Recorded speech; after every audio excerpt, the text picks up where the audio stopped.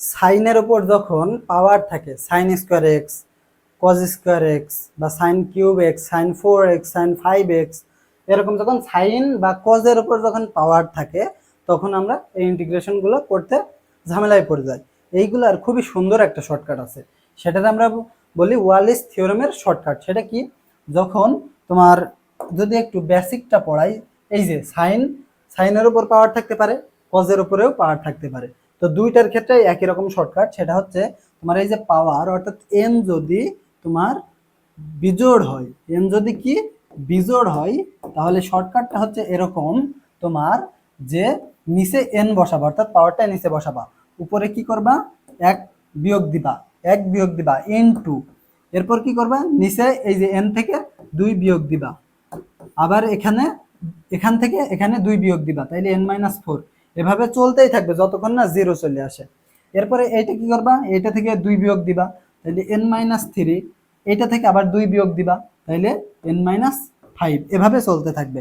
এখন প্রশ্ন হচ্ছে n যদি জোড় হয় কি করব? n যদি জোড় হয় তাহলে একই রকম ফরম্যাট, অর্থাৎ প্রথমে n নিবা পাওয়ারটা, এরপরে 1 বিয়োগ করবা, এরপর কি করবা প্রত্যেকটাই 2 2 করে বিয়োগ করতে থাকবে, অর্থাৎ n-3, n-5 এভাবে চলতে থাকবে। এবং এখানে n-2, এখান থেকে এখানে 2 বিয়োগ, এখান থেকে এখানে 2 বিয়োগ। এরপরে এক্সট্রা কাজ করতে হবে যখন জোড় হবে। এক্সট্রা কাজটা কি? এক্সট্রা কাজ হচ্ছে এর সাথে π/2 এক্সট্রা গুণ করব। দেখো মনে রাখার সহজ উপায় জোড়। এখন π/2, 2 কি জোড় না? 2 হচ্ছে জোড় না? সো জোড়ের ক্ষেত্রে আমরা π/2টা গুণ করবে এক্সট্রা করে, কিন্তু বিজোড়ের ক্ষেত্রে কিন্তু π/2 গুণ হবে না। তাহলে বলো তো এইটা কিরকম হবে আমাদের? এটা কিরকম হবে?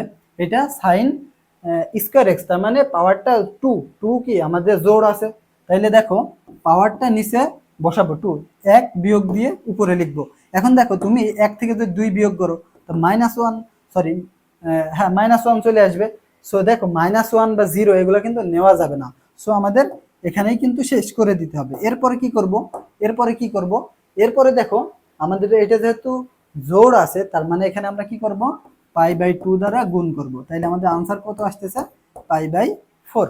π/4, এই যে π/4 হচ্ছে আমাদের আনসার। দেখছো কত শর্টকাটে আমরা করলাম। এরপরে আমরা যদি কজের ক্ষেত্রেও দেখাইছি, এইটা যদি করি, এন কি আছে আমাদের?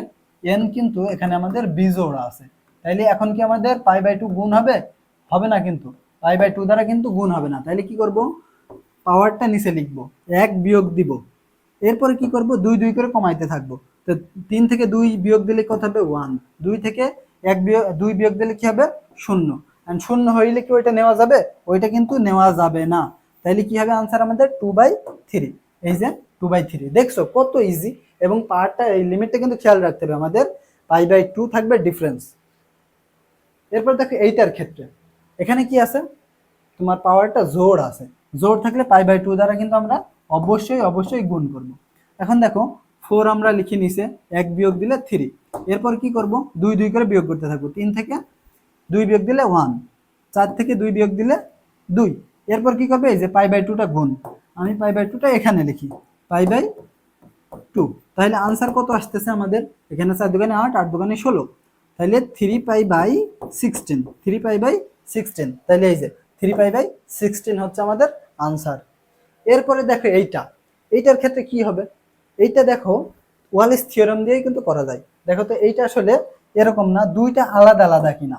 এই যে এখানে π/2 আর এখানে সাইন 4x প্লাস আবার integration π/2 0 cos cube x dx, এখানেও কিন্তু আমাদের dx, ঠিক আছে dx। তাহলে এই দুইটা যোগ না? এখন এইটা ওয়ালিস থিওরেমে করতে পারি, এইটা ওয়ালিস থিওরেমে করতে পারি। এর আগে কিন্তু আমরা করিয়ে আসছি। সাইন 4x আমরা করছি না? সাইন 4x, আচ্ছা সাইন 4xটা আমরা করিনি, সাইন 4xটা আমরা করিনি। যাই হোক তোমরা করতে পারবা না, এটা এটা তোমরা করে ফেলবা ঠিক একই রকম নিয়মে। এবং এইটার ক্ষেত্রে আমাদের আনসার আসবে এইটা, এটার ক্ষেত্রে আনসার আসবে এইটা। ঠিক একইভাবে এইটাও কিন্তু করা যায়। তাইলে দেখো তোমরা যখন এটা পারবে, যখন সিঙ্গেল সিঙ্গেল কজের উপর পাওয়ার থাকবে বা সাইনের উপর পাওয়ার থাকবে, এবং লিমিটটা কত থাকবে?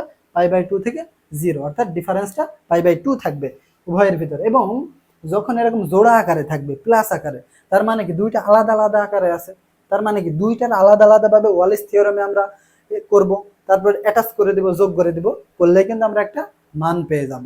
এবং দেখো এই ক্ষেত্রে আমরা কিন্তু মানই পাবো, এই ক্ষেত্রে কিন্তু কোনো এক্স পাবো না, এই ক্ষেত্রে কিন্তু কোনো এক্স পাবো না। কারণ কি এই যে লিমিটের যে মানগুলো আছে সেগুলাই কি কোনো এক্স আছে? এক্স তো নাই। এক্স এর জায়গায় তো আমরা এই লিমিটের মানগুলো বসাবো। সো এখানে কিন্তু এইগুলা হবে না, আমরা আগে থেকেই বুঝতে পারছি।